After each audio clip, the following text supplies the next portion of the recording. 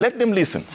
They should listen. Yes, Honorable Deputy Speaker, how are you intending to listen? First of all, I think it's very dishonest of Okanga or Kango to be here and lying to Kenya.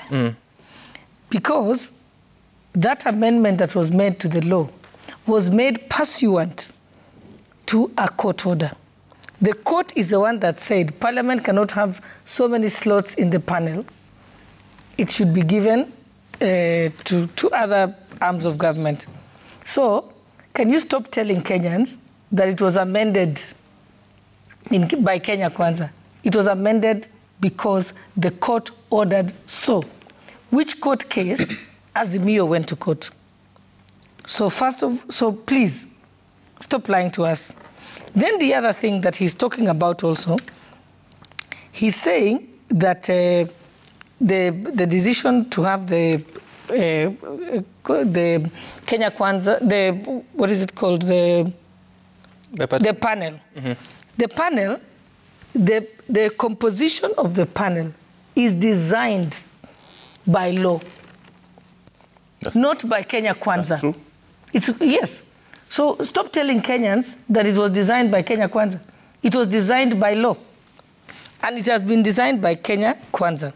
It was designed by the law. Okay. Now, let's talk about the other issue. You said that you're getting 10 million signatures. Get the 10 million. Add 15. Okay, 15 million signatures. Good. The last time we know is that you tried to get 1 million signatures, which eventually were not signatures. Some of them had pictures of horses, pictures of cows. They were not even signatures. You attempted that 1 million. Now you're trying 15 million. You did not succeed in 1 million signatures. Go ahead. But even when you get the 1 million, when you're trying to get the 1 million signatures, 10 million signatures, it has to be by law. Which law allows you to delegitimize a government based on 10 million signatures? There is no law supporting that decision. You have tried it before, it has failed. What we are saying is the legitimacy of a government is based on elections. And we went to the election. And not only did we go to elections and won, you went to the Supreme Court. The Supreme Court confirmed that William Ruto won as president. So where are you coming up with the issue? There is no legitimate basis for going to court on that issue. When you say you want to open the server, and I remember you were part of that process. When we went to the Supreme Court, Azimio applied for an order to say that they want the server opened during the Supreme Court case. The Supreme Court gave the order opening the server. And we all appeared at IEBC. I was an agent, and I was there present. Your team were agents. When we went there, the server was opened. We all viewed it.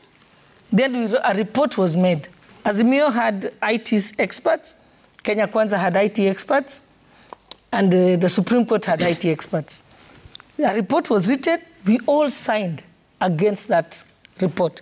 And I want that report to be brought to the media. That report was then delivered to the Supreme Court. Based on that, the Supreme Court made its findings.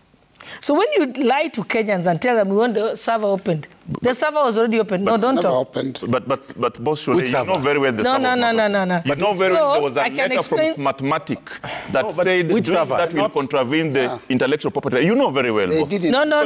Let's be honest. Okay. No, let me explain. You lost. Let me explain. What the court said is that we can't give you the passwords. That's what the court said. We can't give you the passwords, but what we can allow you is access. Because they can't give you the passwords, because we know that some people have been killed in the past relating to those passwords. So you did not get the passwords, but you got access. And I remember Azimio had a very fine team. They even had a team that had glasses, those Google glasses, the ones that record everything you're looking at through those glasses. They were there. We were at Anniversary Towers together. I remember that. So don't come and lie to Kenyans. So what Azimio is doing, and what my friend Fred here is prosecuting, they are just pathetic losers. They are bitter. Bitter losers. Bitter losers.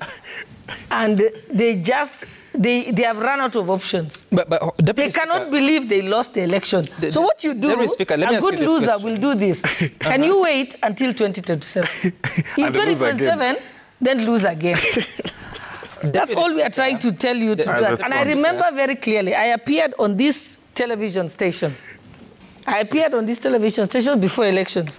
And they ran a clip of Raila Odinga. Raila Odinga said he was in a joint thing with Martha Karua. And he said, asiyokubali kushindwa, sio mshindani. He said that.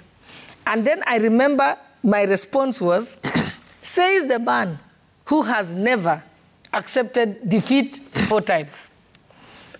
And now I have been vindicated, because right now he has not even accepted that he has lost defeat. And the challenge is all this thing that he's saying, he's going to Kamkunji, he's running around, he's saying that he's going to make the Kenya ungovernable and so on.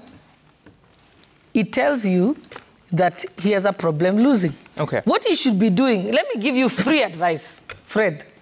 You're a very clever man. You've been hired by KANU, by Gideon Moi. Yeah? And you're on his payroll. Let me give you free advice. Wow, Honorable Boss, is that... Yes, I know that. He's the spokesman of KANU. But let me... Let me just deal with this. Let me give you... Can I give him the free advice, which is worth millions? My free advice is, do this. What you should do, which is what the Republican Party did when they lost. They went back, they did an evaluation. They said, why did we lose? Then they looked at all their faults. And then they planned and came up with a strategy of how to win. To rebrand their party. What is the messaging you should deal with? So, can you do that? In fact, actually, KANU, instead of sending you to this TV station, they should actually give you the job of going to see how to rebrand Deputy Speaker, your party. Let me move you from that and ask you this question.